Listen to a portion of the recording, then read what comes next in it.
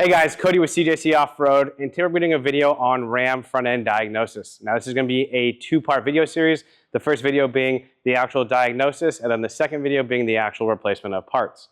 Now so often we get guys, whether you have a second generation, third generation, fourth, and even fifth generation Ram, we get tons of calls and emails saying, hey, my truck's not driving right and I don't really know where to start, I'm not very mechanically inclined, what parts do I replace? And our answer is always, well, we don't want to just sell you everything. You need to figure out what's going on. So we figured we'd make this video as a quick walkthrough on what to do. Now, you're not going to need any special tools. You're going to at most need a floor jack and a pry bar, or just something to pry up on your wheel if you don't own a pry bar. So it's going to be a very, very basic video. Now, from the jump, we're just going to go hop underneath this truck and show you guys exactly what the different front end components are. Now, this is going to be your steering box and pitman arm. They're separate units. The pitman arm is just going to press onto your steering box. From there, attached to that is going to be your steering linkage. This is commonly going to be referred to as the drag link, the bar going down from the pitman arm to the axle side, and then the bar going from wheel to wheel is typically referred to as your tie rod, but that makes up your overall steering linkage kit. Now this is going to be your steering stabilizer. There's going to be a stabilizer shock to help control feedback into the steering. Behind that is going to be your track bar. The track bar, again, a very common Ram component that wears out.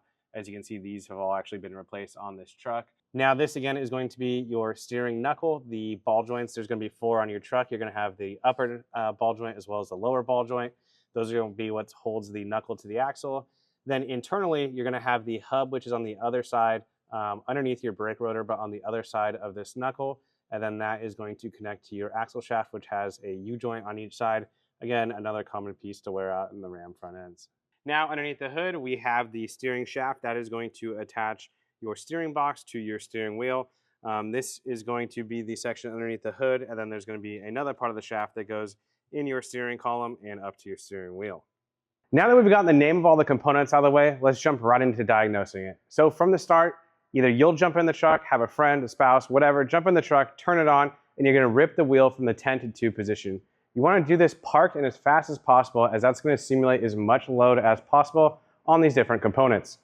You or a friend will crawl underneath the front of the truck and look for either side-to-side play or vertical play. So we're going to work in the same order we did as naming the components. First, we have the steering box and pitman arm. If your pitman arm is loose on your steering box, that is a very bad indicator and you should probably not drive your truck. That needs to be nice and snug against the steering box. From there, you're going to look at the drag link tie rod end at the pitman arm. That is probably the most common loose joint on all of the Ram solid axle trucks.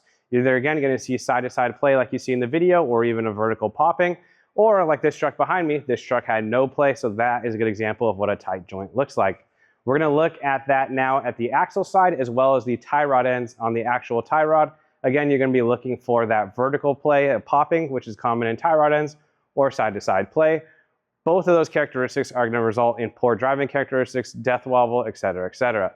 Next, we're going to move to the track bar. Similar thing, we're just going to look for side-to-side movement. Again, you're going to see the bolt be tightened, you're going to see the track bar, and you're going to watch that track bar shift behind the bolt. If it's a new track bar, you should see very, very minimal movement. There's a little bit of movement that's allowed for with bushing deflection, but overall there should be no clunking, no popping, and I would say no measurable amount of play. If you can see that thing moving a 1/4 inch, it is time to replace that joint and or track bar. Now, another thing to note, if you're watching the bolt and the complete track bar shift at the same time, whether at the frame or the axle side, you're going to want to tighten that bolt, or even replace it.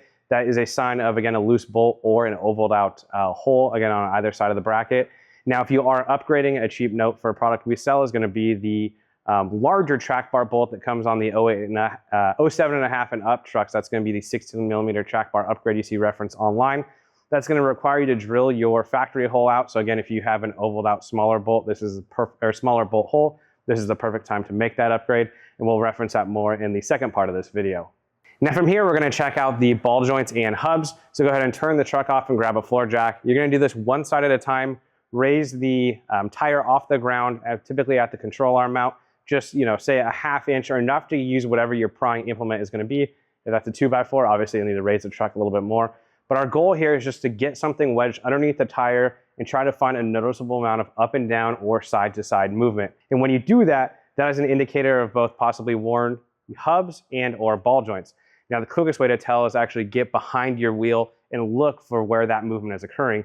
if you're watching that steering knuckle move up and down in relation to the axle C, if you will, if you're seeing that movement, that is an indicator of ball joints.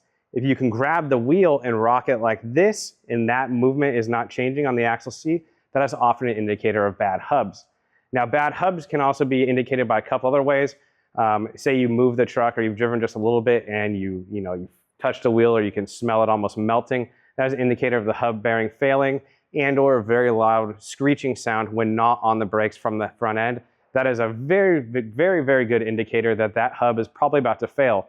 Now, I would say that none of these components can kind of catastrophically fail except for your steering linkage, where the tie rod end will shear, something that's very common on the OEM older steerings, and your hub bearing. If your hub bearing goes, you could actually lose a wheel. So those are two components you definitely want to keep an eye on when you're upgrading or working on a higher mileage truck. Now, lastly, when you do have your head tucked in there, it's a good time to check out your U-joints. Those are something that are very easy to replace if you are replacing already your hubs and or ball joints.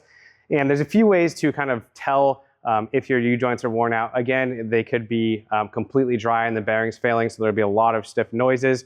And again, if they're going to be very blown out, you're actually going to see movement side to side and up and down in that joint. There's different mechanics tricks for diagnosing it. There's going to be a lot of other YouTube videos out there that are probably going to dive into a lot deeper than I can.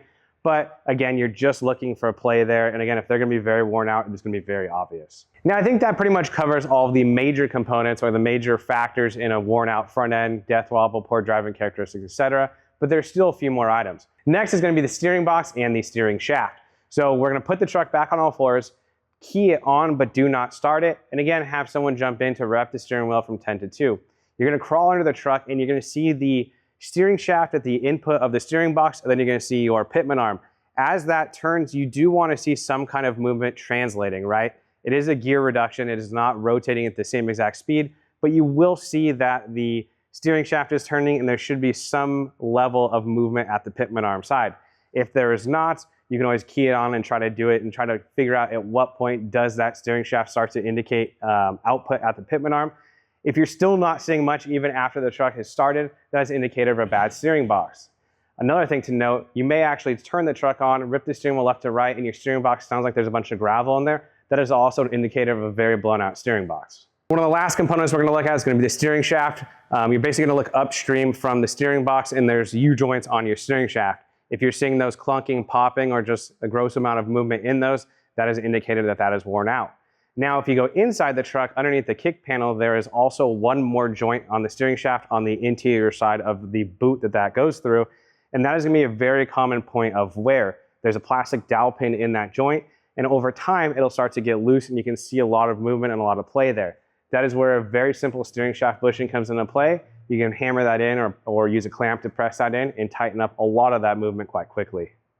Now, I did mention this is going to be a diagnosis video, but that interior steering shaft plastic pin, I would say 99.9% of third gens are going to benefit from the EMF steering shaft bushing. It's a $20 part. It's really easy to install. If you are shaking that steering wheel in your cab and you're watching the plastic pin hit either side of that hole, buy that bushing and you're going to be surprised at how much the driving characteristic of the truck changes. Now, the very last component we're going to look at today is going to be control arms. Now, control arms are probably the last piece of the puzzle when you're trying to tighten up the front end, etc., but they're still very important. Now, it's going to be very hard to kind of determine when the control arms are worn until they're very worn out. The quickest way is going to actually be to start the truck, put it in drive, give it a little gas, and then punt the brake while someone is watching, and you can actually watch your front wheels shift back or forward in the fender well if those control arms are extremely worn out. Now, again, it's something that's only going to show its head if they are very worn. And if you have a good set of control arms, you probably won't notice it's an issue. But it's one of those things where guys have thrown a lot of money at the front end components, but still have a set of control arms with 200,000 miles on them. It's going to make for some very strange driving characteristics because that's what's actually holding the front end underneath the truck. Now that we've gone over the diagnosis of where the play might be in your front end, we're going to do a separate video showing what we found to be in the last 14 years or so of business, the best components for tightening up your front end. So go ahead and click the link in the video right here or the pinned link in the comment down below. We're going to go to a part 2 video, which we're going to dive into each component and what we feel is the best replacement for a long front end lifespan on your truck.